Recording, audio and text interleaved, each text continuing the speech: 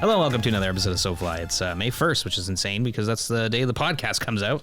Holy moly. So if you're listening to this today on May 1st, then we recorded it at 11:12 in the morning. And we're back here recording another episode in a special place. Very, very excited to be out here, hosted by Tom and Lisa in their wonderful house. Shout out to them. Beautiful home. It's so nice up here. Yeah, it's so nice up here. We're in the Beaver Valley. Up in the Beaver Valley, recording on location. Near Kimberley, Ontario. Yeah, shout out to Kimberley. And today we're going to be talking about the Beaver River. We're going to be talking with Affinity Fish, which we'll get to in a second. And we're going to talk a little bit about trout opener. But first, we've got myself, Mitch. We've got Aldo. Hey, everybody. And we got Yilma. Hello, everyone. There we go. We've got Idis. Hello, everyone. So, you guys sound the exact same. It's insane. So we're recording with the four of us. We're sharing microphones because we do have two guests on the show today that we said we've got Affinity Fish, which is Jon and Matt from Affinity. Jon, how's it going? Oh, that's us. Yeah, nice. Matt? Yeah, hi. How's it going? Very good. Yeah. Nice and close to the mic is always the way to do it. Like I said, we're sharing mics. Best? That is best. That sounds very good. Okay. Yeah. So Affinity Fish, so what were we doing this weekend? We were up here in the Beaver River shooting a little cooking shore lunch video that we're going to put on our YouTube with Affinity Fish. Yeah, I mean, we kind of did a shore lunch, a couple of years ago with Chef Matt DeMille, and it was something that we wanted to make into a series, and the way life is, you get busy, but this year we're definitely focusing a little bit more on YouTube and making videos. So this is always a concept. I think Yilma, Idis, Mitch, and myself are really passionate about food and obviously, just food culture and whatnot. And obviously fish ties into that a lot. And so when we met Jon and Matt from Affinity, it was like a no-brainer. It was a no-brainer. We got to do a shore lunch. Maybe we should get them to explain their business. I would think that'd be a great idea. Jon, what is Affinity Fish? Tell us a little bit about this new business. To the folks that don't know, it's Affinity. Yes. Affinity. And not Infinity. Infinity. Yes. You've picked a great name for your company when you're constantly explaining how to tell it, how to say it, Hey, But no, it's a good name. So Affinity Fish started about 2 years ago with Matt and I, and we were trying to kind of solve one of the problems that we had seen as chefs in the industry. Sorry, I'm going to move this mic closer to my face. Perfect. I'm being guided That sounds great. Okay. So, Yeah, what's Affinity Fish, my friend? Matt and I started this about 2 years ago, and as chefs, we had access to a lot of amazing ingredients here in Ontario, but fish wasn't one of them. Mm-hmm. The quality and the kind of availability of good fish in Toronto was abysmal, and we were trying to figure out why that was. So Affinity Fish is kind of our answer to the problem as we see it, trying to kind of come up with the highest quality, most environmentally conscious and kind of socially equitable fish that can be supplied to Toronto. And most of it comes from Indigenous fishing operations that we work with in the Great Lakes. And all that kind of. Well, yeah, Matt, you guys have no experience with food. You have never cooked in your life. Why did you guys decide to open a fishmonger? How did that happen? Well, so me and Jon are both trained chefs. Right, yes. So a little bit of experience. Yeah. Cooked a couple times, but yeah. I've been cooking in the industry for about 13 years professionally. Jon's about 10 years, I'd say. Mm-hmm.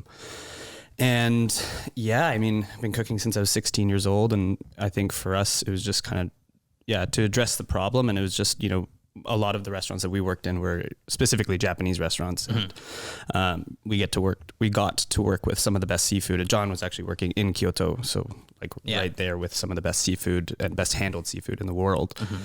So coming back here, being part of fly fishing and stuff like that, you get to see these beautiful creatures when you actually catch them and release them. So it's like, where's the disconnect here? Like, why is it like these fish are so beautiful and or whatever, and then you catch them, and then when you go to a fish market, it's just none garbage. of them are there. Yeah. So what's the problem here? What's happening? What's the difference here? So that was kind of what we were trying to figure out when we started this company. Yeah.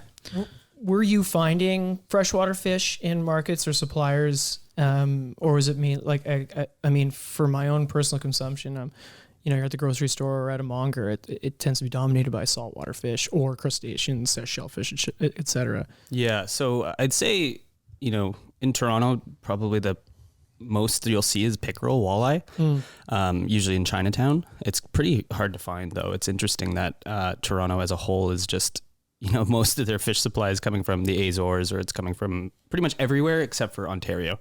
So unless you're like up here in the cottage country and you like go out to a fish market, usually it's pretty local, but it's kind of ironic that you go to places and you have fish and chips and it's frozen haddock from like somewhere in the world, right? You don't know where it came from.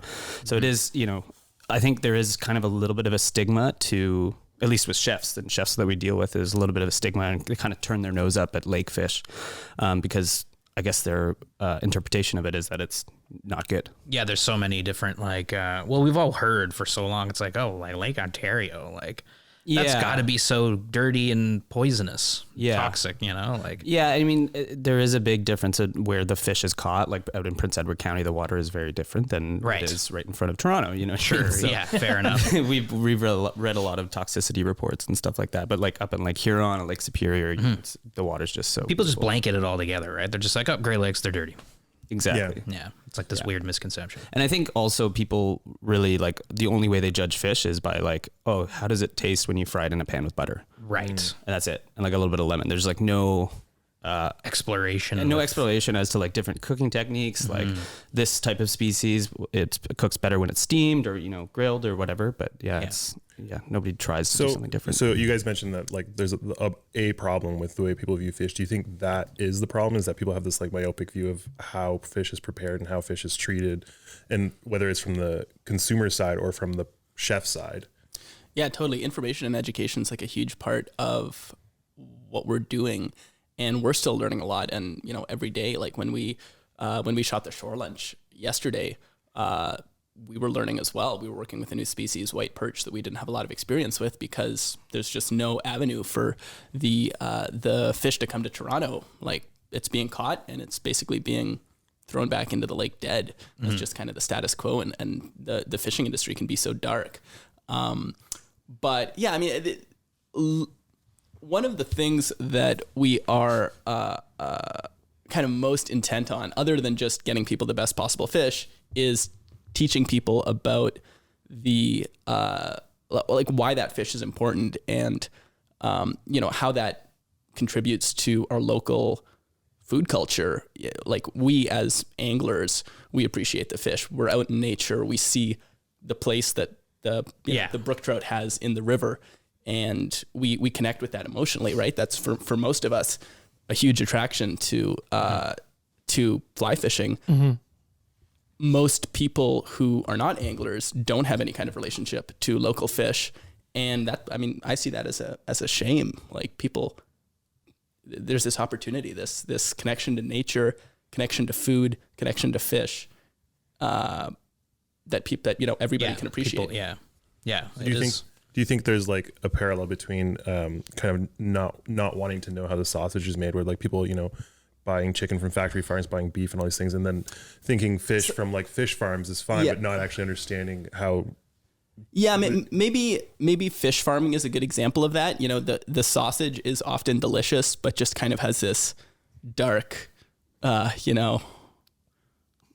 history of where it comes from.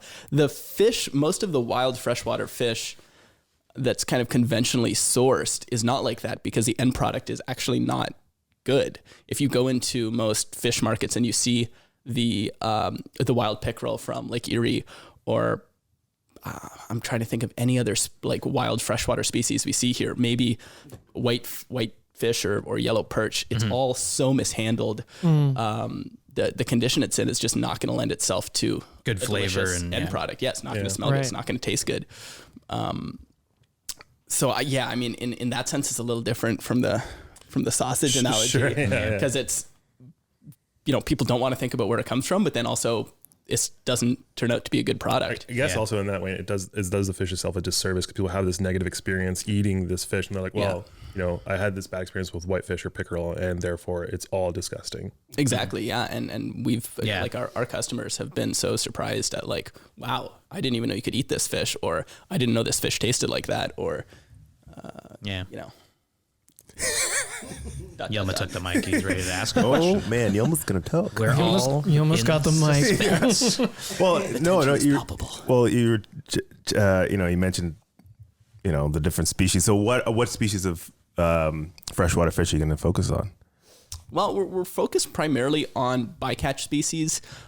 They have the fisher folk that we work with tend to have an avenue for like 10% of the fish that they catch, a commercial avenue for it. So like the whitefish and a little bit of the pickerel they catch, they are able to sell commercially. But there's all these other species of fish which taste great, are fantastic fish, are available all year round, but because there's no market demand for it, they go to waste.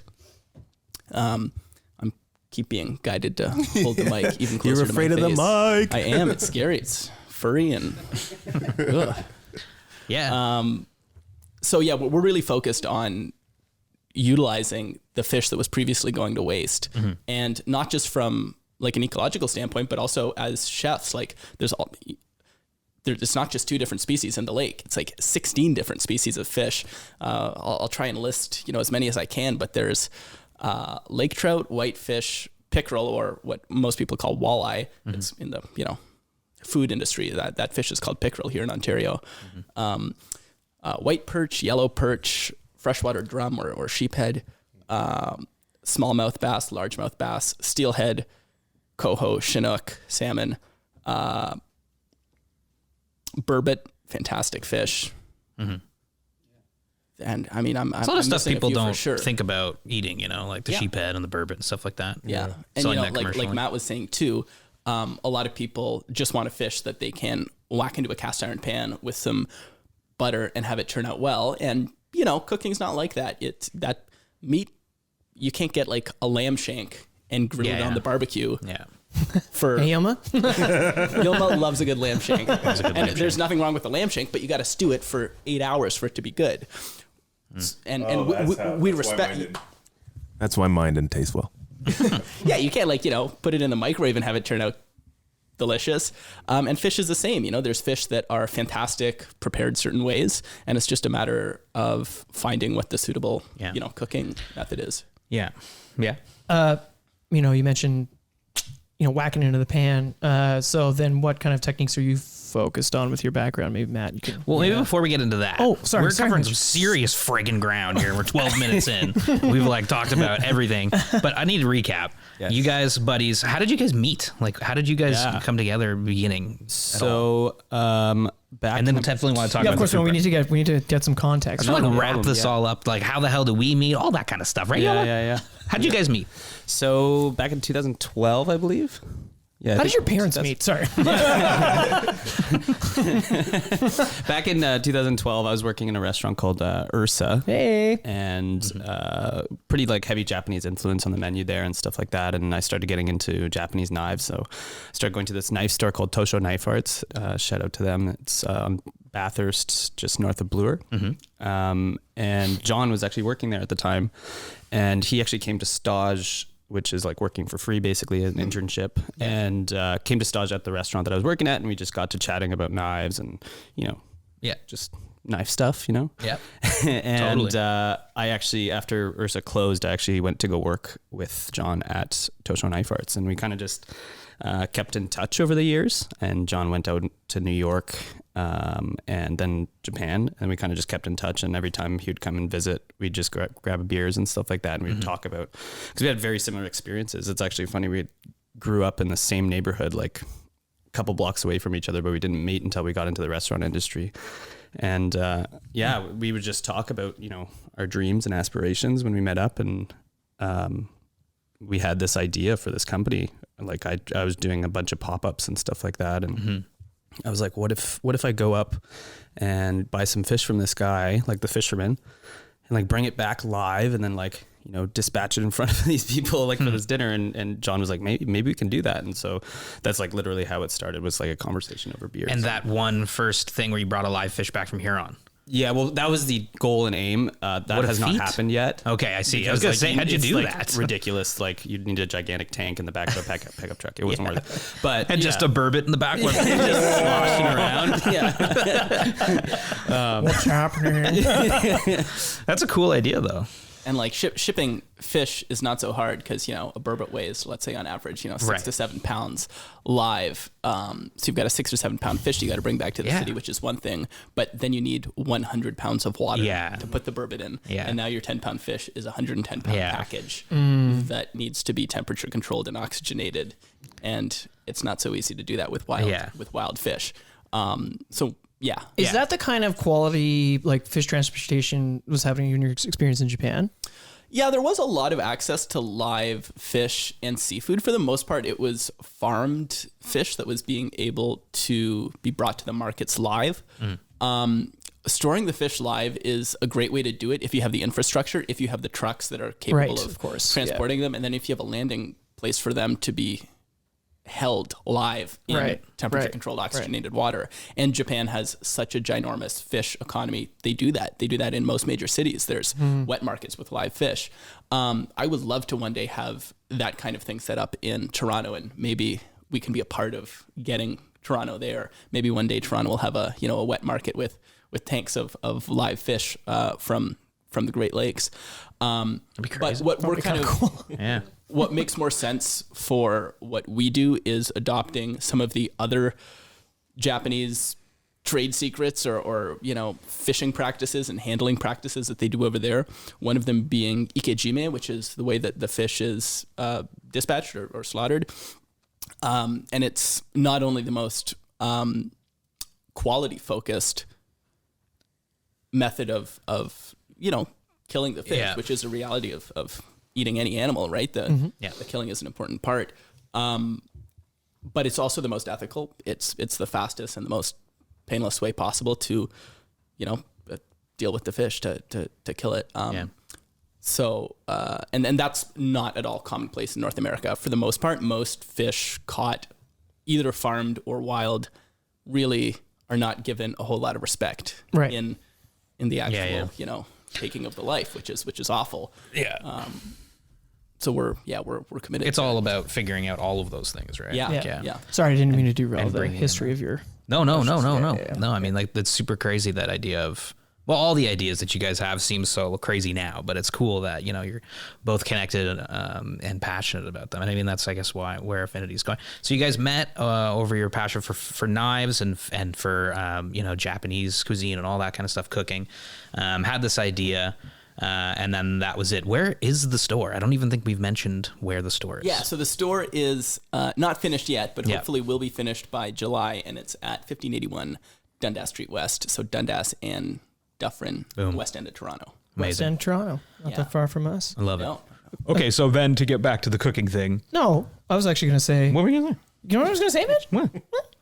I was going to say, okay, so you met, you hang out. When did you guys start fishing, like individually, and when did you start fly fishing? Yeah. When did that whole How'd you thing get into start? fly fishing? How'd you get into fly fishing? Yeah, Matt, why don't you go first? I can see you thinking over there. Yeah, so I'm just new recently into fly fishing, but it's kind of a weird story though. Like I grew up fishing with my dad, like just spin fishing, like at my cottage. Yeah. My dad fly fished his whole life. My uncle, my grandfather, my great grandfather all fly fished.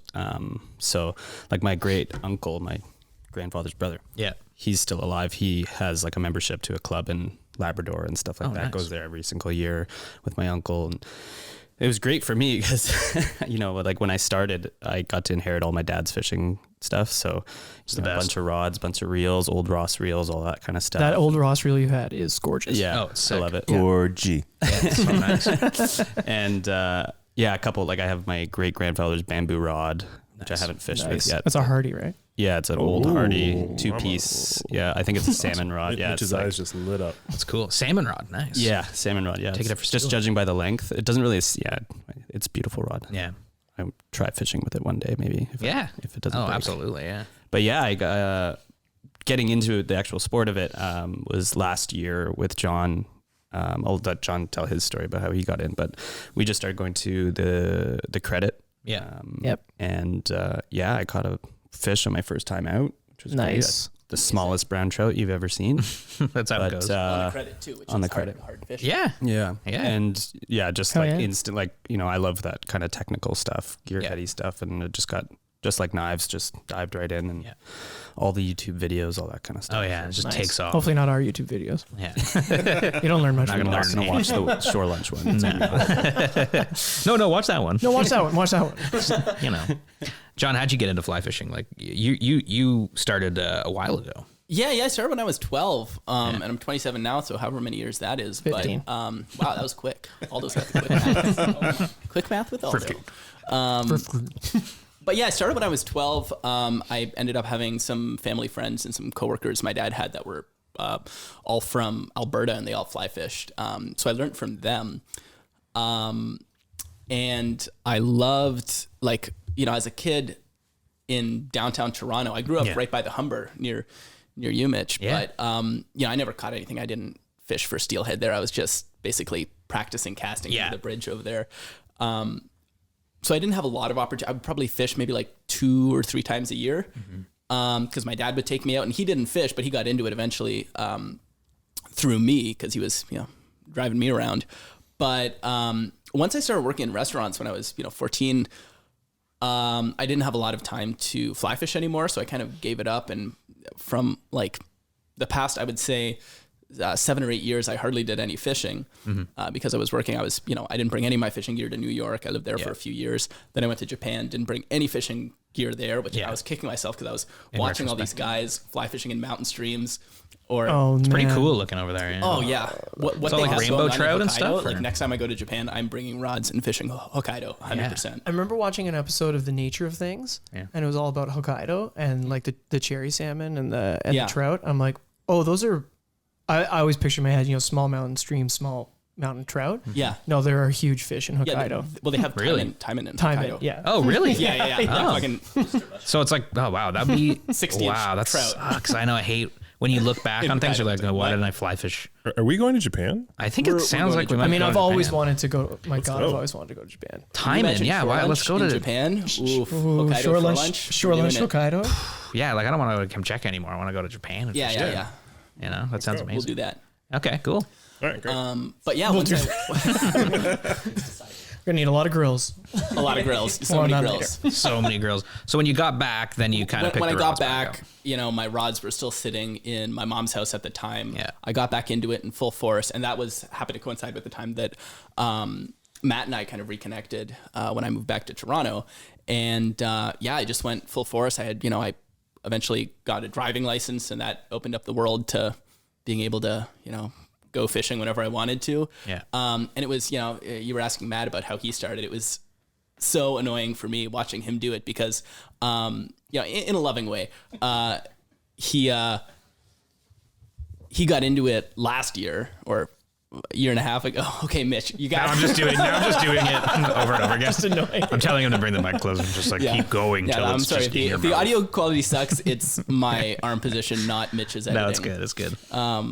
Because Mitch doesn't edit. I'm not Nice, editing nice, this, nice, so, nice. But yeah, I'd been into it since I was 12, and I love the rods that I have and my setup. But watching Matt get into it, like the first year that he started, he shows up to the river with lamps and reels, hardy rods, and I'm like, what the hell? Like, just the best gear. yeah, just the best, like all handed down to him from his family. I'm like, oh, okay. Some anglers get lucky, They get a stash of old stuff from the grandfathers and everything else. Beautiful stuff. He just was like that. He's like, he ramped up the gear buying real quick. Yeah, I didn't inherit any of it. No, I know. No, but you're about the deals. Well, in a way you did because it was all from Facebook Marketplace. Yeah. Yeah, most of it. Yeah. Trades. But he can back it up. He's an amazing caster. I was watching him yesterday. thank you. Look at him go. He's doing that sage rod justice. It's been a long road getting here. It's been a year. It's been a long, winding road. Yeah, I like to think back about my year of fly fishing and. Yeah. Okay, so what were we doing here this weekend? Well, before we get into that, can we just talk really quickly I'm so about sorry, Mitch. the food thing? Because I think that there was another pillar to Affinity that you guys, which is the prep of fish, which we've touched on a little bit. But what's going to go into changing people in Ontario's mind about the food prep of freshwater fish here? Like, what do you think it's going to take? Yeah, that's a good question. Wow. I mean, I guess if you figure that out, it's like, well, we're mission time to go accomplished, home. right? Well, Yeah. see you later. Yeah, but No, it was interesting. Actually, the first time we went out on the boat with the fisher folk, yeah, me and John had this technique that we're talking about, ikejime, is done pretty widely in Japan. And as we were saying earlier, it's, they have these wet markets where they keep the fish live and stuff like that. And only when the fish is bought or sold is when they actually dispatch the fish. It's alive up until that point. Neat. So John had tried it a bunch of times in Japan, as well as a couple times in quarantine from like farmed fish and stuff like that, and doing some testing there. But as far as we know it, like there's no other people that have done it on freshwater fish. Right. So we were going up on this boat, and we actually made the connection with, from my old chef, actually, Jacob from Ursa. He used to have a cottage up there. He would buy fish off the boat from Guy Nadron, one of our fishermen. Yeah. So we went out there and we were like, I don't know, maybe it's going to work. We have no idea. Mm-hmm. So we started doing that, and it worked. And then it was actually kind of funny. The first time we went out, it was like, we like had no plan as to where this fish was going to go. So like we're driving back to the city on like no sleep, and we're like, we don't have a walk-in fridge to put this in, and we're like freaking out, and we figured it out. But yeah, I think car full of fish. No 200 pounds of fish in the back of the car in coolers and stuff like that. Do we get home with this? Nice. Not going to fit in our personal fridge. Yeah. No. What is it going to take to change people's minds? I think, we talk about like purpose in the company a lot, and I think it's through like showing like stuff like this with the shore lunch and stuff, like we do a lot of events because we are chefs first and stuff like that. So we do like dinners, and we show how this fish can be cooked, how it can taste and all that stuff. So kind of just showing through our work rather than trying to like convince somebody and be like, hey, this is how it should be, kind of show through your work, and consistency and stuff like that is, and education as well, I think is what's going to be the changing factor. Just chipping away at it. Yeah. What's the competition like? Have you seen other affinities pop up before you, or is this? No, that's kind of, and but people have asked us about this before. It is a good question, and it's an important business question too. The one we had to ask ourselves when we were starting the company is like, are we going to have a lot of competition in this, and is there space for this, and is there demand for it? No. I would say 100% of the fish that's available to consumers in Toronto, and it's the same for most places in North America, it's an industrial product. It goes through the industrial supply chain. So it's caught on huge boats. Not a lot of care is put into the quality of the product. It's shipped in giant trucks, brought to industrial processing plants. And I mean, you can hear all these stages. They all take time. Yeah. So by the time the fish gets to you, the consumer, it could be a week or 2 weeks old. So when you see, fresh fish, or it came in this morning at your fish market, that might be week-old fish because it had to go through all these steps. So as far as I know, one of the few, I would say the only suppliers in Toronto that's working directly with the fisher folk, and it's coming off the boat. In some cases, it's coming back to Toronto the same day. In some cases, it's being sold the next day. And in some cases, it's being dry aged in our fridges for weeks to actually improve the quality of the product before being sold. So in that sense, there's basically nobody else doing that, mainly because it's so much work. Like I'm not worried about other people trying to do what we're doing because it's just like a ton unless of work. Unless you're crazy about it. No. Once I would love to see more affinities pop up, because then you're doing something that it's working. Yeah, people are working. into the fish. The market's getting bigger.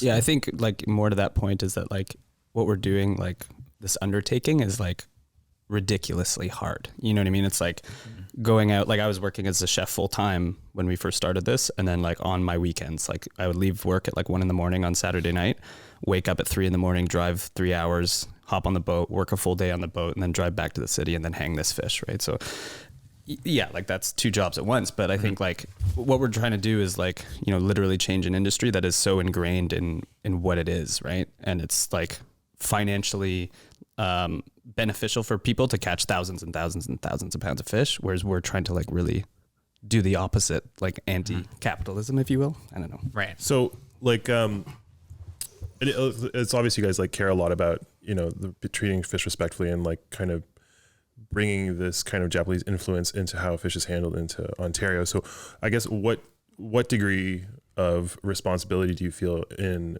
educating people, and like that being a part of Affinity, not beyond just selling people fish? Like, like obviously you do feel a sense of responsibility, and like how big of a part of Affinity do you expect that to be about teaching people and like showing people that like eating fish is more than just like you said, like throwing some salmon in a pan with butter?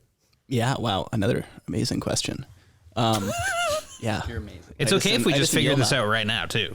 Yeah. Maybe we're just helping iron this out, which that would be amazing. We'd be I would honored. like to show you.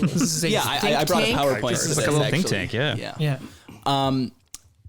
Tom's taking minutes over there. I love it. Yeah, I mean, primarily what we're doing is about educating people. So the more we can educate people, and it could be through social media, it could be through literally putting a piece of fish on somebody's dinner plate. That's educating them, teaching them that, you know, this is something that comes from the lake of their province. It's local fish. It's worthwhile. It's seasonal. It's worthwhile. It's something enjoyable. That's the best part about food. Like learning about food is such a enjoyable experience. Yeah. You don't have to read a textbook. You don't have to, you know, It's totally pleasurable. open a million tabs on Google. Yeah. And you can see, like, you know, that's a really good point, because like obviously, you know, you see the consumption of a series on Netflix, even like Chef's Table. Yeah. You don't have to be a chef. Food You don't is even so have hot to right eat now. Yeah. at a fine dining restaurant to be like, oh, entertained by that. Yeah. Right? We So, all, it's hardwired into us, right? We create serotonin in our brains when we eat food that we like. It's not a choice. It's not something you're either like, even people who would say they're not into food are into food. Yeah. You eat 3 times a day, you're into food. You literally will die if you're not into Everybody likes Yeah. food. So I guess Everybody likes food, right, Yelma? Hey, Yoma loves food. Yelma loves food. He had 3 Yoma Big loves Macs on the lamb way up shakes. here. He had 3 hamburgers on the way here. We've been talking about it all weekend. Hamburgers. I had a question. I forgot what it was. Yes. Oh no! Well, I think I was gonna say that it's like a big part for us, like with the education standpoint, and what I'm most excited for with opening the shop is that it's, you know, the user end experience of like when people come into this shop, like what I want it to be is like more of an experience. Like, you know, if you go to a fishmonger, they're just like, what do you want? Right. And you're like, I don't know. Do you like what's 3 good? pounds of shrimp. Yeah. What do you have kind of thing. So for us, like a big part of it is, you know, we're going to have like pictures of the fisher folk and Right. the boats that we fish from. There's going to be, you know, a menu and stuff like that. But like, honestly, I want to have a conversation with somebody like when they come into the shop and, you know, they're like, I'm cooking for 6 people tonight. I'm like, okay, do you like white flesh fish, fatty fish, you know, have a conversation with them, and I'll show them, like pull out a whole fish, show them like, hey, this was caught in this part of the lake at this depth. This fish eats this other type of fish that's its usual habitat. This is the guy, point to the picture, this is the guy who caught it, kind of thing. So, you know, not just like, how many pounds do you want? Yeah. It's like more of an experience, you know? Yeah. So do you think that like that relationship is part of the reason people are have an aversion to eating and exploring a lot of the local fish and really just stay with what feels safe? Yeah, the reason people tend to not like fish is because most of the fish available is bad fish. So I don't blame them if you don't like bad fish. I'm with you. I don't like bad fish either. One of the reasons the world and the environment is so screwed up is because of how wasteful our food economy is, and how much, you know, like I think on average in North America, or I think specifically in Canada, over 50% of our food goes in the garbage. And with fishing, it's worse. You know, if you look at like shrimp fishing in the southern U.S. states, sometimes bycatch is 400% of the catch. Jesus. So if you're, you know, for every pound of shrimp that comes to the supermarket, which half of will be wasted, but of that pound of shrimp that goes to the supermarket, you'll have 4 pounds of random fish caught that get all scraggled up in the nets, thrown back into the ocean, half dead. Like the impact of that is crazy. And that's because it's so industrialized. And that's because people are buying fish from far reaches of the globe. And because we don't know, like nobody's telling them, hey, you know, like, you know, you're in upstate New York, you should be eating local fish from, you know, you should be eating striped bass from Long Island, not shrimp from Louisiana. Well, it's almost like certain fish have been commercialized so successfully. We have to like break that all down. Almost like branded, you know, in a way. Yeah, like the tuna brand is strong. Bubba Gump shrimp. And so there's a book, I think it's called 5 Fish. I can't remember the author, but the numbers are, I believe, close to 95% of the fish consumed in North America is 5 species of fish. Yeah, None of which are from. that makes sense. None of which are from the Great Lakes. Even without a fact check, that seems It seems right. It seems right, because you can even do like a rudimentary test. Go to 3 grocery stores. What Tuna, are you saying? it's shrimp, it's Well, just go ask everybody. Right. What And fish do you eat? like, pretty much everybody's going to say tuna. Tuna, salmon, salmon, Maybe haddock. That's shrimp. like it. yeah, cod. It's Yeah. all, maybe halibut, maybe Yeah. cod, Yeah. maybe Yeah. but snapper. it's all the same fish, and that doesn't make, we shouldn't. There's nothing we should be eating like that. Yeah. No type of food that should be just available everywhere all the time. That doesn't make sense, right? Tilapia. Right. And like, Tilapia. tilapia, is tilapia the worst thing in the world you could eat?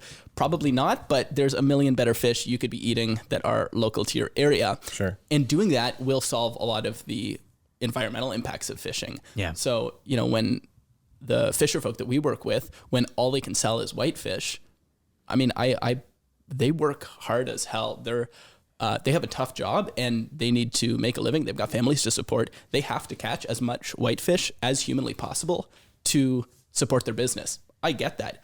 What we need to do is, instead of saying, okay, let's buy a bigger ship, buy more nets, more whitefish. Get people to more start whitefish, eating. take every whitefish out of the lake, say, okay, well, with that 100 pounds of whitefish that we caught, we also caught 30 pounds of burbot, 50 pounds of lake trout, 20 pounds of pickerel. And instead of just not being able to sell that, we need to find avenues for that fish and get it to the home consumer. consumed, yeah. And it's great for the home consumer too, because now the home consumer goes to the store, and instead of just seeing whitefish and being like, yeah, I don't feel like that on Friday, they've got 6 different options. Yeah. So like everybody wins. Yeah, I'll say from my own buying experience, like at La Carnita, the only local fish we bought was Georgian Bay whitefish. Yeah. That was and that that's impressive. I'm Yeah. sure they went to great lengths to get that. It was only fish one time because, of the year too. And the vast majority of people are still buying farmed Atlantic salmon. That's like one of the few Canadian fish you can buy. And I think a lot of people, like myself personally, too, it's like with starting fly fishing and kind of learning about the fish ecosystem and whatnot. It's like you realize that like I just stopped eating fish like altogether, and instead of exploring Other the lake fish and stuff, we're like, you know what, like it's like I loved eating salmon. Like I lived in Nova Scotia, and we used to eat salmon all the time. But then when you're on Ontario, you're like, well, I don't really feel great about eating salmon anymore. Not gonna eat tuna, like, so I'm just not gonna eat any of it. Yeah. It's hard to consume, like Matt was saying about capitalism. It's hard to consume anything ethically in capitalism. There's problems with just about anything you do, but that doesn't mean that we can strive to be. That doesn't mean that we shouldn't strive to be more conscious consumers and do things as best as possible. So, we absolutely as humankind need to consume less animal protein for everything, for our social sake, for the environment, for all reasons. We need to lower our consumption of animal 3 proteins. burgers, was it? I think that's what we said. No, but and guilt is detrimental to the cause. So, guilting people and saying like, oh, well, I'm just not going to eat fish anymore because fish is bad because I saw Seaspiracy and they said fish is bad, so stop eating fish. You can't do everything. You can't stop driving. You can't cut your consumption of all animal proteins. You can't, stop buying avocados because they're not local. You got to make some concessions. You got to live your life. You got to, make smart decisions. And one of those, if you're vegetarian or vegan, amazing, you're saving the world. If you're not, you can still make good choices that will help the world. So you, instead of buying, farmed Atlantic salmon that was shipped in from, Chile, you can I keep getting the mic moved around. I just love how I get just eloquently speaking about the most amazing things, and as you do it, it just kind of gets quieter and quieter. And I'm just like a little closer there, John. It's like I'm walking away in a tunnel. Yeah. Where's he going? And the most important thing, the most important thing that we have to remember is that you just John. the meaning of life hilarious. is Well, no, I totally hear you guys on like I love the more accessible fish and trying different types of fish and opening that up. And like specifically to what Itis was saying, you can stop consuming fish. And there's definitely positive impacts to that. If you've decided that you are not willing to do that and you still want to eat fish, I would say the solution would be, instead of buying Argentinian sea bass, to buy the fish with the smallest possible carbon footprint from the Great Lakes, a 2-hour drive away, instead of a 10-hour airplane. I guess this ties back away. into the educational elements of Affinity, of showing people that, like, you know what, eating this fish isn't scary. Like, this is what it looks like. This is where it came from. And it ties back into the whole, like, the 100-kilometer diet situation where like there's a lot of options, and pairing it like with the short, touching on the shore lunch where like you're pairing it with locally foraged items that were like, it's all part of the same ecosystem and you can make a delicious meal out of it. Well, it's not as scary as it seems. This is a wonderful That's because that was my point. we ate delicious local fish from Huron. We rolled up onto the river with a whole bunch of cooking implements and food.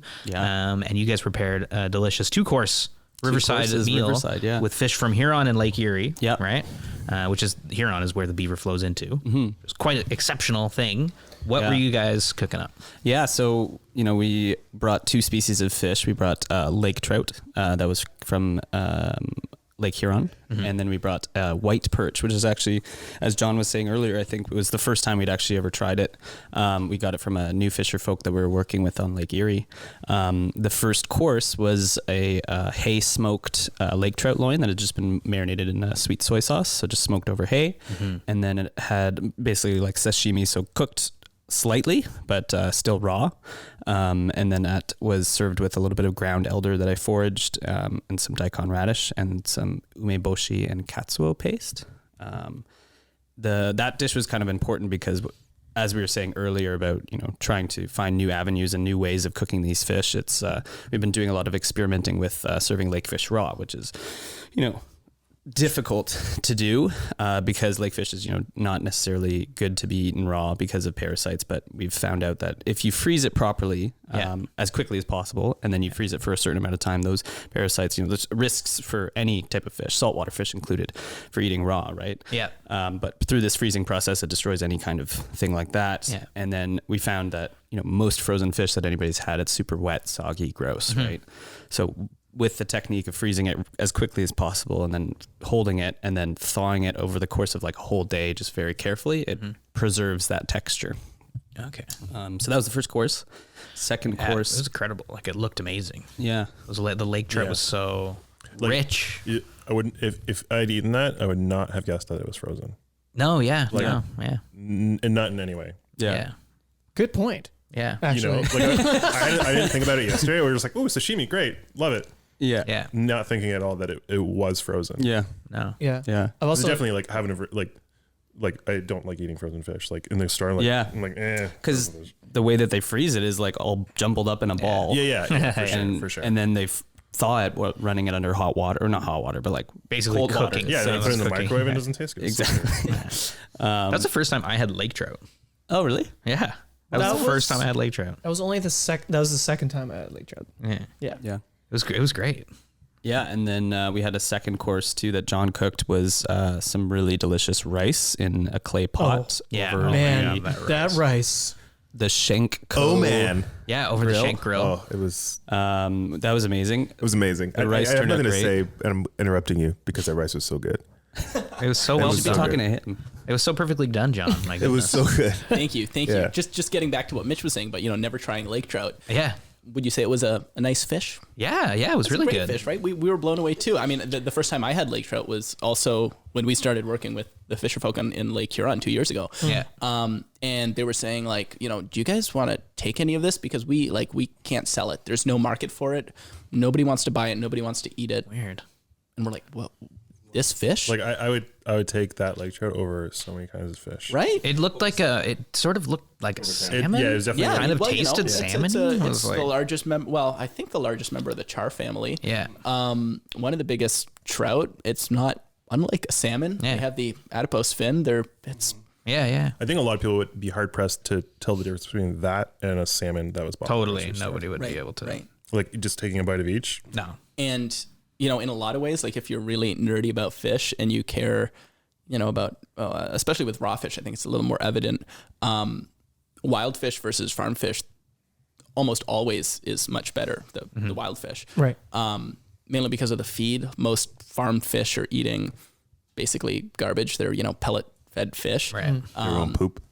Yeah. I mean, Nice. yeah. If you look at the amount of like plant cellulose, which is basically paper pulp from the Yeah. paper industry, like most farmed fish is just fed like a slurry of fish oil and paper pulp. Yeah, that's no good. That doesn't sound Compared good. to like Making me hungry. the paper pulp boys. bounty of insects minnows Yeah. and other bait fish that these lake trout quite are rare. eating in the Great Lakes. It's like night and day in terms of, we know with cows what they eat is important, grass-fed versus grain-fed, right?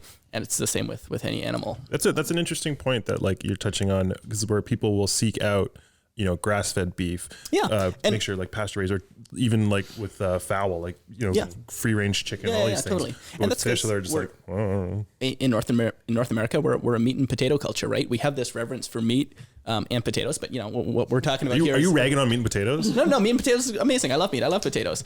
But we are very educated consumers when it comes to meat and potatoes. We know to buy local vegetables, and there's like 10 farmers markets in Toronto. We have access to that. With meat, you can go to butchers. You can buy your supermarket beef, or you can buy like grass-fed, dry-aged beef from Prince Edward Island, which is like incredible. Yeah.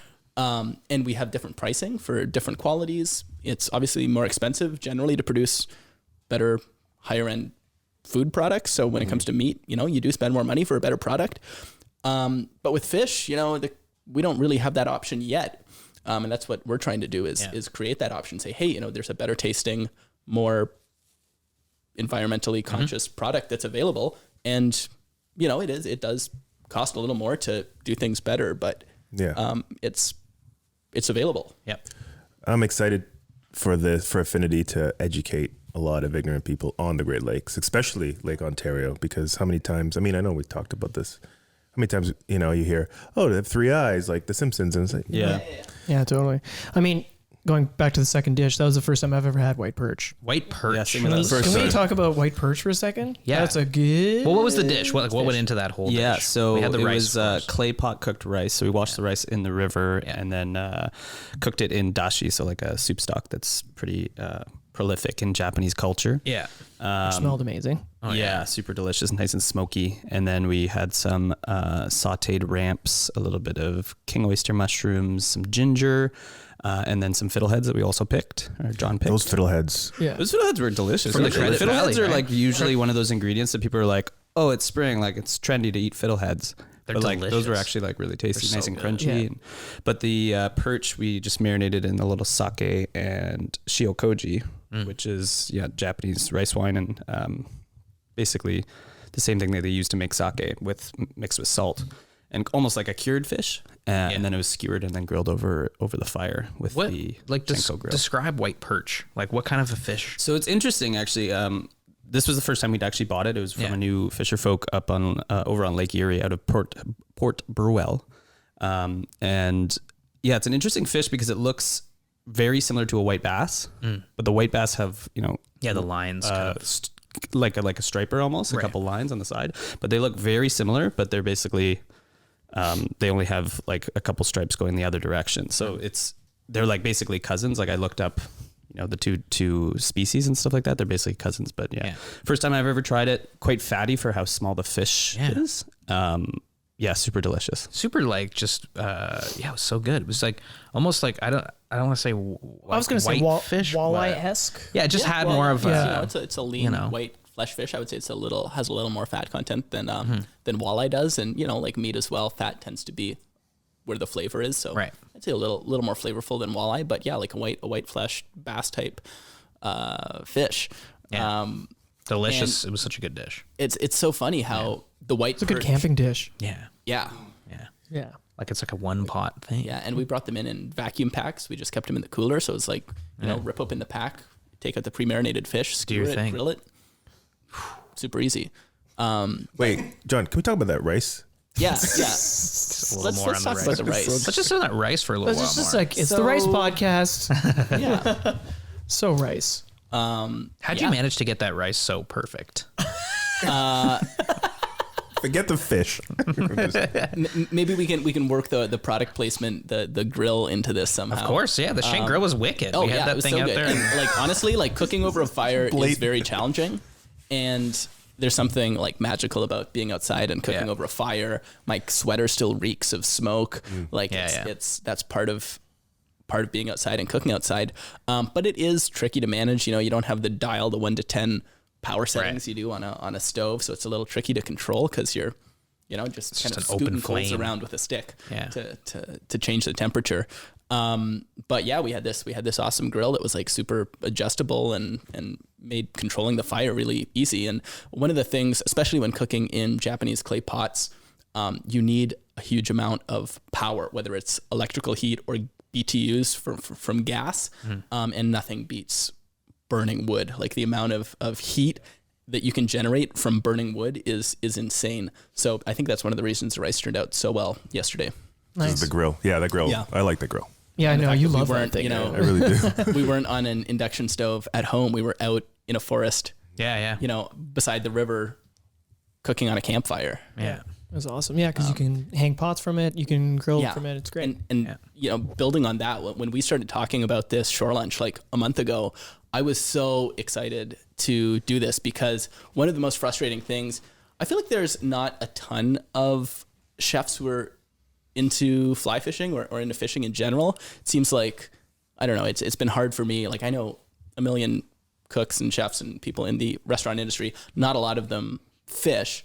And vice versa, not a lot of the fishing community seems to be that into food. And I'm not trying to, you know, maybe that's just my lack of understanding. I don't know. Okay, well, here. So if you look at the old, like Bob Izumi type fishing shows, there's always that like 5-minute segment at the back where it's like, Shore we're in lunch. like the most beautiful place on earth, catching the most beautiful fish on earth. Now we're going to cook one. Yeah. Let's fry it. Let's crisp. burn some butter in a cast iron pan and throw the fish in, and then it sticks to the pan, and you kind of scrape out the like mashed Chunks. up fish in like, you know, Kamchatka. Yeah. You're like in the most insane place in the world, and just like, you know, like you Fish have access crisp. to the most amazing fish, and then you just don't really do anything great with it. That's soul crushing to see.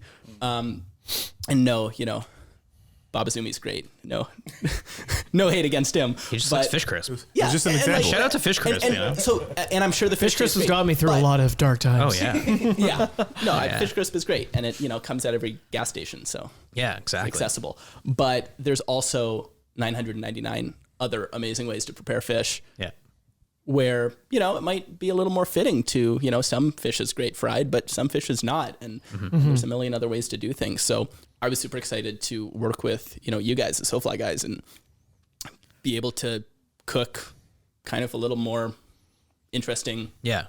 varied fish on the river instead of just That was awesome. Yeah. Really cool. A deep fryer for sure. deep fried pickerel. Do you see yourselves doing kind of making this sort of event accessible to small parties, to the public, you know, taking out small groups, teaching them how to clean a fish, how to cook? Yeah, I think so. The space that we designed at 1581 Dundas, you know, it's kind of a multi-purpose space because, you know, in this kind of economy, you really want to make sure that you're making as much revenue as possible because you're paying rent, right, the whole time. So, you know, so we kind of wanted to design it kind of like a 3-pronged kind of design. So we have, you know, the wholesale to restaurants. So we have a gigantic walk-in fridge that we're waiting a long time for.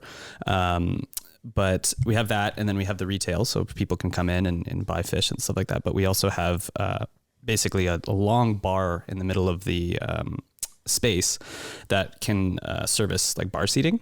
So what we're trying to do is basically have an event once a week kind of thing, whether it's a ticketed dinner event or if it's like an EKG class, so that people can come in and, you know, we've done little kind of like votes on Instagram and stuff like that. Like, would you be interested in stuff like that in an EKG class? And it's like obviously 99% chefs who are saying yes to this because it's pretty gruesome for some people, right? And that's, you know, killing an animal, right? But for sure, the education, all that kind of stuff. Maybe like cutting and filleting fish, maybe not, but you know, we'll see. Yeah. Or just introducing, I guess, like different cooking techniques, the things people can do at home. Or even For just, sure, like, and we're going to be how to doing- sharpen your knives. Yeah. Well, we're, you know, hopefully this year when we're done building up the shop and, you know, doing the plumbing and electrical and like setting up all the supply chain issues that I'm sure we're going to face in our first couple months. After that, we can, you know, get going on the education side. I want to have videos for people where they can learn, not only how to fillet a fish, but also, how to sharpen a knife, because that's an important part of it. Oh, I feel like And- Toronto is like lends itself particularly well to this, like the community. diving into the minutia of everything, or like which knives are appropriate for this sort of technique. Yeah. Yeah. I mean, I love knives. Knives are great. One quick note on the actual fishing this Yes. weekend. Yes. Yes. I mean, the Beaver River is a beautiful place. Is Beautiful. everybody first time Yeah, first time on fishing? Beaver. Yep. Yeah. Beautiful. I was here the first time was a couple years ago with Alex Ginther, episode 24. Yep. Guest. Do you just know all the episodes? And we by had number? I looked it Hey, up look earlier. it up. How awesome was that though? Although just got him. That was good. It's like, yo, 24. Episode 24. Great episode. All about What was char. episode Yeah. 32? Yeah. But anyway, I was here with Alex and we had a great day. And, we caught some browns, caught some rainbows, and a surprise steelhead. Yep. And so that was my memory. And then the second memory was here with Rob, and we had a slow day because it was super hot. So I was like stoked to come back, show everybody the river. And although it was gorgeous, the water was, what was the temperature? 39 Fahrenheit. 39. Like 10 degrees. Yeah, it was cold. So Fish the trout were popsicles. popsicles, and Yeah. we did not do so hot. But it was cool to see it, and you Yeah. can see how it would be it's great It's nice fishing to just river. like walk around. Oh, Yeah. yeah. Everyone get jacked up about the beautiful water. Oh, amazing Like, water. my God, they gotta go to the We had like a 15-degree day for the humans. It was Celsius. beautiful. Summer day, yeah. it felt Yeah. like. This is encouragement for anybody who might be thinking to spend a little more time on their like shore lunch or cooking when they're out fishing. If you have a not a very productive day fishing and you make like a banging shore lunch, it's a great day. That's a good day. Great day. Yeah, it was a You don't banging need to day. catch fish Yeah. if you We got sunburns. Yeah. That's Oh, a lot yeah. it was. It was fun. we were like just Yeah. Had a good food. Enjoyed the sun. It was But great. if all you bring is a couple of granola bars, nothing wrong with that. Sometimes you just want to hike to the most extreme sit place and fish the most, Yeah. an unseen river. Yeah, for sure. That's great. Might not be possible to bring a grill with you, but it's Unless you have always that nice to backpack eat that like comes that. with the SCHENK grill. Heck yeah. SCHENK Grill. Shout out to SCHENK. Yeah, no, I mean, Matt and Jon, thank you guys so much for doing the shore lunch video. It was awesome. I do want to do Mitchie's Fishies 5. Let's do Which is what we do every time. Not too much. And I want to start with Jon with this Mitchie's Fishies 5. And Okay. so we'll do the Mitchie's Fish 5 and then we'll wrap up the show. But first, Jon, what is your favorite fish and why? And this might be a two-parter because you like eating fish, cooking fish, preparing and catching. Yeah. Maybe it's not. What's your favorite fish? I love eating the wild brook trout from the West Credit River. Oh, yeah. Shout out to that. 2 bites, they're perfect. Nice little Like little snack. chicken Yeah, nuggets. just want like Chuck's chicken nugget, trout Little nuggets. brookie nuggets. chomping on one like Gollum on the side of the river. Jon, what the hell? No, don't do that. Only harvest fish where it is legal and sustainable and ethical to do. So, Yes.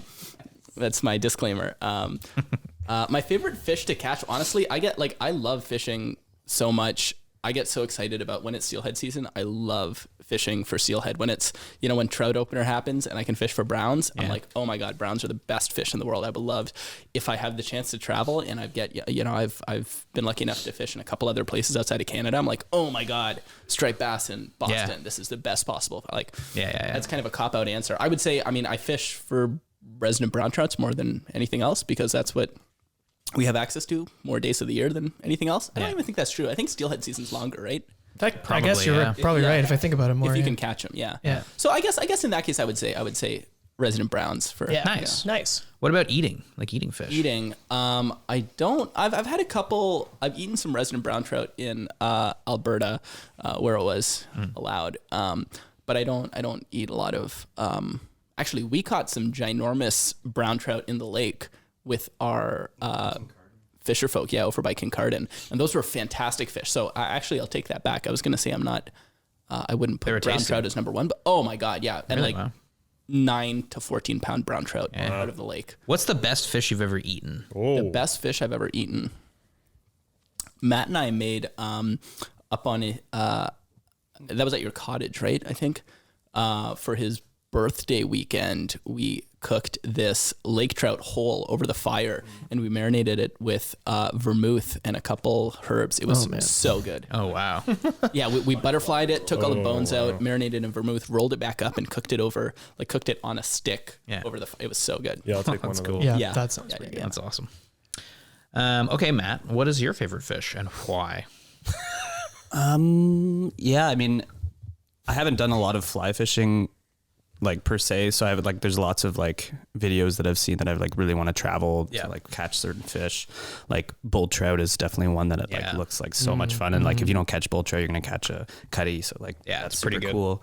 But I think golden trout is like just like from a purely aesthetic standpoint, they're just like so beautiful. Yeah, like I think they're just one of the most beautiful trout. Those are crazy looking.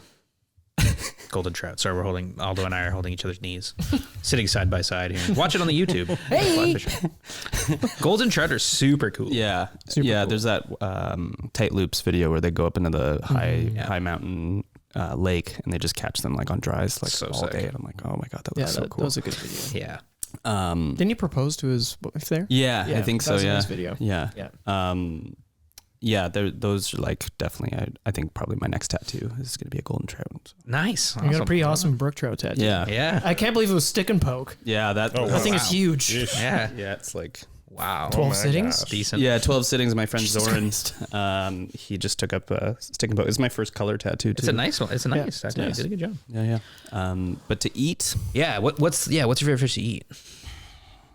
Actually, I was talking with Yoma about this. Actually, I have a shirt on. It's so I used to work in a sushi restaurant for like 3.5 years, and it's like a pretty traditional Tokyo style sushi restaurant called Edomai style. And one of the most prolific fish in Edomai sushi is this thing called kohada in Japanese, which is gizzard shad. Yeah.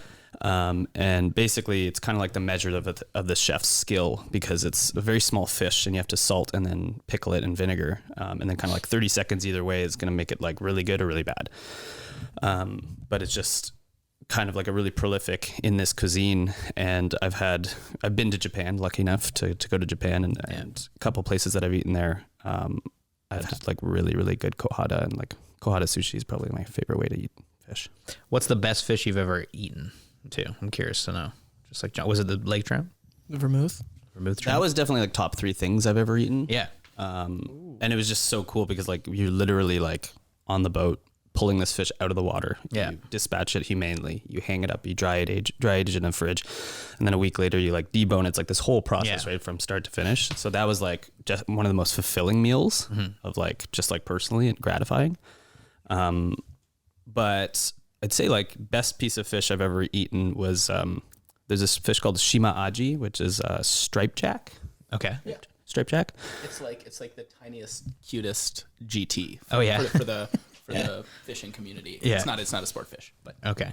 It's like a little guy. We had a wild caught one, and this fish was, I think it was like $75 a pound, like very, very expensive. So wild caught, very rare, even in Japan. Yeah. And we had got it at the restaurant that I worked at called SCHENK. Yeah. And we aged it for about a week and a half, and it just sashimi, like no salt, no soy sauce. It was like one of the best things I've ever put in my mouth. Like, so delicious. Yeah. Yeah. Wow. That sounds amazing. Okay, number 2 then. We'll start with you because you got the mic there. But if you could fish anywhere in the world right now, assuming it's the best time of year to go, where would you go, and why would you go there? Yeah, I'm actually super excited. I have this trip planned with my father. Actually, as I was saying earlier, I never fly fished with him, only spin fishing. But it's his 65th birthday this year, and we're planning to go in September out to BC to fish for bull trout and cutties and stuff like that. And that'll be super cool just because like I've never fished with him before. And just watching all those like wild fly videos where they go to BC and catch like the most massive bull trout, and so good. Yeah, it just super cool. Okay, so the place you could go is the place you're going soon. Yeah, that's amazing. Yeah, that works out well. Yeah. John, how about you? If you could go anywhere in the world right now and fish, where would you go to? I feel like there's still so much more of Ontario to discover for me. Yeah. It's like I grew up here and I didn't spend much time fishing in Ontario. And now that I can drive and now that I'm back, there's so many amazing lakes and rivers, and ocean too. Like, let's not forget Ontario has ocean. Yeah.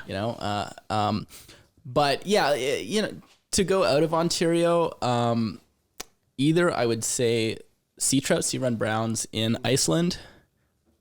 I think those fish are so beautiful. Yeah. Or Hokkaido. Yeah. Now that we were talking about it, the fish, I don't know if you've had a look at the fish that they catch there in northern Japan, but like everything is just the most beautiful fish. Like there's nothing wrong with, rainbow trout are beautiful. The rainbow trout they have there are like, for some reason, I don't know, it's got to be something in the So water. vibrant. They catch like chub, like creek chub that we catch here, in the credit, and they're not necessarily the most beautiful fish. Yeah. The ones they have there are like blue and red and like iridescent. Wow. They're just all the fish they have are the most insanely beautiful fish. That's cool. So they yeah, got carp? maybe Hokkaido. I can dig that. That sounds like really. I think I want to go to like Hokkaido. I think I do We're too. going. yeah. I think that'd be fun. We're going. See you there. Put it in the calendars. See you there. boys. Burgers later. We're there. We're there. Okay, John, what is your best or one of your best or favorite fishing memories from over the years? So maybe I'm just a negative-minded person, but I find the things that stick the most with me are the frustrations and the fish that could have been, or the fish that broke off, rather than like I had an amazing day with our friend Jordan Pocket steelheading, and we caught like a million fish. It was amazing. But like the most memorable memories for me were the ones that the fish that got away. There was one rafting trip I went on as a kid. This was just when I was starting to get into fishing. I was probably 12 or 13. And we were up on the Nahanni River, which I think is right between Northwest Territories and Yeah, Yukon. that river's crazy. That was a wild river. Yeah. Amazing river. Just like 50 or 60 miles of chocolate milk. Just like when we were there, it was so blown out. The river was so high. Great rafting water, but like impossible to fish. I was fishing with spinning gear at the time, but like your spinner would drop down like 2 inches. Gone. Yeah. So, needless to say, I fished it hard, but didn't get anything there. And one day on the fishing trip, we went up on this hike into the mountains. The rafting trip. It wasn't a fishing trip. But, so we went on this hike up into the mountains, and I didn't bring a fishing rod because we were hiking into the mountains and there were no creeks. Yeah. But up at the top of these mountains, we discovered these pools that turn into a creek when it rains.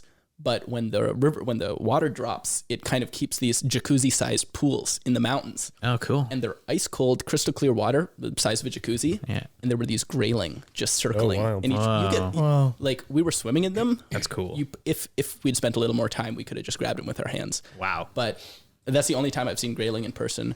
Never caught one. Just pooled up in these mountain little. yeah, That's yeah. crazy. Like That's super cool. So that was yeah. And I was kicking myself, I was 13, so I was impatient and a little ticked off. Like, man, the one time I didn't have my fishing rod with me, there the fish are right in front of me, crystal clear water. Yeah, what a crazy Would've been thing shooting fish to in come barrel. upon, Yeah, Yeah, literally. So that was amazing. Yeah, wow. Matt, how about you? What's one of your favorite fishing memories? Favorite fishing memories, probably that same weekend, actually my birthday weekend. Last year, John came up to the cottage with me and we were fishing the Magnetawan River. Okay, And it was like a really tough day. Like that river is like so hard to wade. Yeah. Super huge boulders. Like Home of Jim Baird. Hey? Hey? Great YouTuber. Great YouTube. oh yeah. Yeah. Yeah. So we went out the day before my birthday.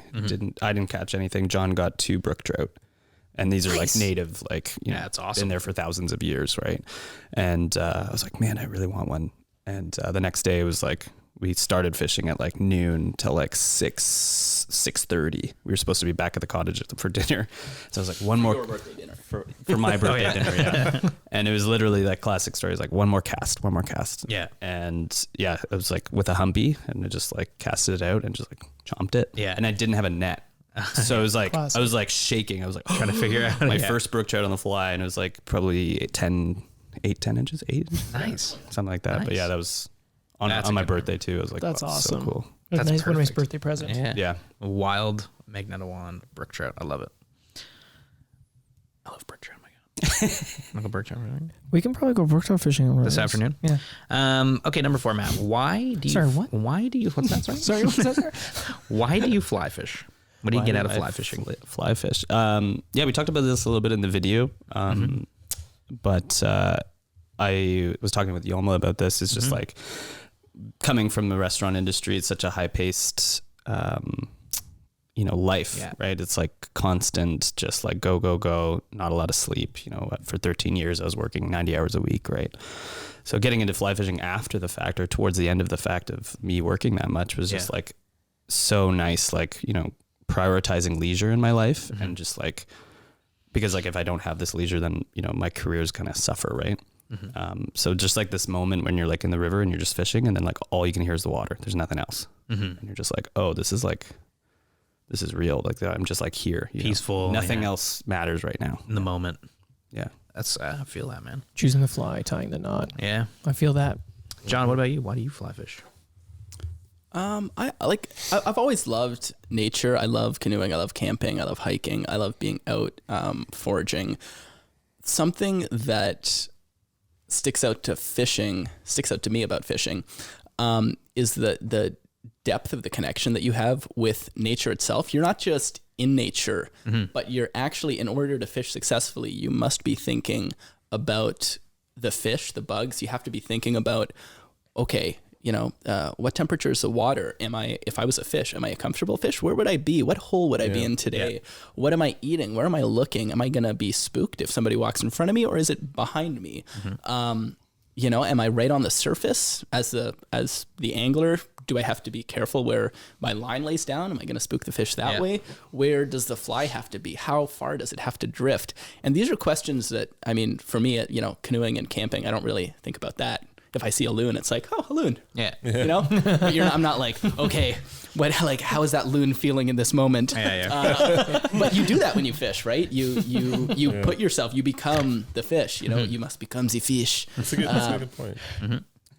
And that's really special, because when it all comes together, and it's a very enjoyable endeavor. Like we had this weekend, even when we didn't catch any fish, still great to get out there. But when you do catch fish, it's like, oh my God, I did it. We became the fish. We cracked the code. The Rubik's Cube is solved. More analogies. It's super rewarding, when you actually do all that, accomplish all that stuff, right? Yeah. I guess it's like there's a very real correlation between like the effort you put into understanding and your success as a fly angler. Yeah. Yeah. Definitely. Yeah, no, I dig that. Okay, the last bitchy fish is 5. Number 5. The best one is, if you were a fly, what would you be? Which fly pattern best represents you and why? Matt, I don't know what that means. Matt's my business partner, but anyways, hopefully nobody heard that because he wasn't mic'd up. None of the Kelly Gallup. Sex dungeon. None of those. I'd probably be like, I'm somebody that's very detail oriented and to a fault. Like I tend to get bogged down with details. So I would say probably some like silver doctor Atlantic salmon fly that doesn't those flies don't work any better than something simple. You don't need pre-band jungle cock to tie the fly properly, but it's still, you still have to, you still like counting. Yeah, that's the wraps, pattern. Like five wire wraps. Yep. Otherwise it won't work. Yeah. That's kind of, I can dig that in my brand. Silver doctor. Yeah. So I'd say that. Yeah. You're a silver doctor. Oh yeah. Yeah. I need once they start graying, Yeah. Then you'll actually start And you'll be a silver fox. Then you'll start to actually look like the fly. Yeah. Nice. Okay. Nice, That's one cool. of his Good one, acknowledgements. good Very nice. Okay, Matt, if you were a fly, what would you be? What pattern best represents you and why? Yeah, I don't know. That's Start broad and narrow it down. Yeah. like whatever the I guess I can pick like one of my favorite. Like I don't tie. I tried to tie this winter and just didn't. Well, John was Stick. good about it. He was like, before you buy a vise, like just try it. Yeah. Before you spend $200 on a vise, just try it. See if you like it. Yeah. And I was like, I'd rather like focus on learning how to catch fish first. But no, just from like purely like beauty aspect, I think I really like a cone-headed muddler minnow. Nice. I just think they look really nice. Oh. And Yeah. just like like a little rocket in the water. Classic. I caught my first fish on a streamer on one, and Okay. I don't know. What was your first fish My first fish was a brown trout on the credit, on this pattern? but on a streamer was a rainbow. Like first fish on a streamer was Right, on a streamer, rainbow right. on the Mad River. Nice. Ooh. Yeah, I like the muddler minnow. I don't know why. Okay. Conehead good muddler, fly. gold conehead. Gold conehead and like the red streak, Yes. brown and red streak. Yeah. Yeah, the marabou's brown. Yeah. And then you got a little red flash. Red flash. Yeah. That's a good pattern. You can catch. Go to Lady Evelyn fly. Yellow marabou muddler conehead. Fishing this weekend. Yeah. Kind of like a woolly bugger in a way. Like you can catch anything on it. It's a brook trout. It's just certainly the woolly I've caught bugger of a bass. brook. I've caught bass on Oh it. really? Oh my god, me too. Pike, walleye. Just marabou. Yeah. Deer hair, marabou. Do you think I tie these things? We're not tying all If that. deer hair is involved, Aldo's not tying Yeah, it. that is correct. Yeah. That's a great pattern, though, man. Yeah, I can see that. Yeah. Well, geez, fellas, it takes us to the end of Mitch's Fishies 5 and the end of another podcast, episode 118, recorded up here in Beaver Valley. Can I say something really quick? But you can take as much time as you want. I was just going to say how nice it is to do a podcast in person. I know, it's weird, like, Oh, wow. to be in person. We Been a haven't while for you guys. Eh? Yeah, Yeah. it's been a while. It's so much nicer to just look at each other in real time with no like screen. Oh, I didn't even. Each other. It's Sorry, what was that? What's that, sorry? you two haven't been able to keep your hands off each other. It's been a lot of touching, but Yeah, when you're live in person, it's just nice to be able to sidle Yeah, up and look at him. do a little live Mitch, cuddling, absolutely. a little cuddling. But yeah, it was nice, and it was nice. I'm glad we got to go to. What do you want to say, Yom? Yeah, what do you want to say? Jesus Christ. No, I'm just saying. I just want to say I'm a little jealous. I'm so far away from you two. Yeah, I mean, I know. I'm just. Right, Yeah, Adis, that's really nice. really nice. Just roasting Adis. Just now he's now he's leaving. bro. Sorry, Adis, I didn't mean it. feeling. It is really nice to do it in person. But it is really nice to do in person. It's nice to be in such a beautiful place. I do think the Beaver Valley is one of. Every time we go to the Big Head, or the few times we've gone to the Beaver, it's always like, oh yeah, this is one of those right. places in the province. That you're Really like, special. Super why nice. don't I Oh, live we're coming here? back. Why don't I just live here? We're coming back. Beautiful Like I place. can see why Tom and Lisa are like, we're just gonna move here now. Yeah. It's funny. It's like we talked about this before. It's like I used to spend a lot of time up here climbing, Yeah. just before fly fishing. And I was like, oh, it's nice here. And now with fly fishing, I'm like, oh, Yeah. another excuse. A whole other Yeah, layer of wow. Yeah, exactly. And Well, there were we had that horses. lovely dinner at Hearts. Yeah, So great dinner at people Hearts. are So people good. in Kimberley. It's a fantastic restaurant. Yeah. Yeah. But I think it's shameless plug time for you two. Where can people find Affinity Fish? You know, like social media, email. Yeah, Affinity Yeah. Fish is our Instagram account. There's updates on how the shop is coming along. Again, that'll be probably July 1st, fingers crossed. We have a website as well, affinityfish.com. And once the shop's open, you can just come on right by as well, and 1581 Dundas Street West. You can see a sleep deprived John and Matt. Yeah, exactly. Working away. I love it. Well, yeah, thank you guys so much for such a great weekend, for doing the shore lunch and for coming on the show and hanging out with us maniacs and having fun along the way. And Thank you it's for been fun. making it happen. It was so nice. Oh, so much fun. So much fun. What's for lunch today? And Yeah. Tom and Lisa, thank you so much. Yeah, thanks to Tom and Lisa for sure. And shout out to J.A. SCHENK, the Shout out to grill Shank. The grill. that made this shoot possible. Yeah. Yes. Great. Check out the SoFly video on Awesome our grill. YouTube to see the grill in action. And if you want to order one, we'll put the link in the show notes. link in the show notes. Yeah. All right. Well, thanks everybody for listening at home. That's it from me, Mitch. Yelma, See you later, everyone. Idis, You're welcome. Aldo? Goodbye. Bye, everybody. John, Bye-bye. Matt. Bye. Thanks for having us. 6 people on the show today, guys. Jesus Christ. It's a lot of humans. Thanks for listening. Take care. You can find all of our content at sofly.ca. Reach out via email by sending your questions or comments to info@sofly.ca. Find us on Instagram @the SoFly Crew. Thanks for listening.